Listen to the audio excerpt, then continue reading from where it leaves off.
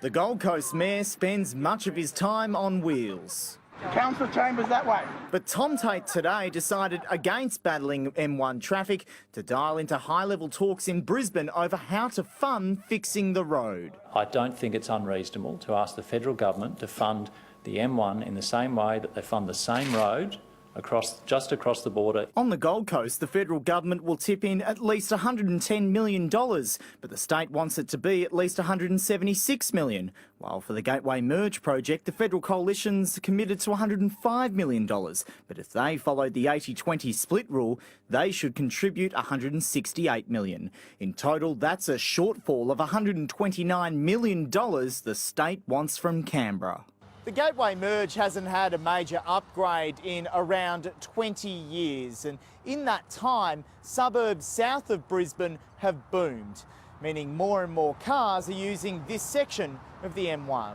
147,000 cars a day travel through that Gateway Merge, and morning and night the residents of Logan get stuck and frustrated. After a frustrating week with election uncertainty, Malcolm Turnbull can now take appointments. One of his first meeting requests will be a special M1 delegation. They'll have a clear message.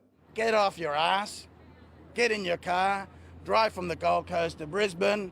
It'll take you around 45 to an hour and a half. That's your business case. It should only take... Simon, what's the federal government saying? Well, late this afternoon, Bill, the Federal Infrastructure Minister released a statement to 7 News. In that, he was quite welcoming of hosting a delegation of local representatives to discuss the M1 in Canberra. However, he said, and I quote, 50% of funds required to carry out the two upgrades is consistent with previous M1 upgrades. Now, as to whether the new and much needed upgrades will go ahead both here at 8 Mile Plains and down further south at Mudgery, well, the state says that is up to Canberra.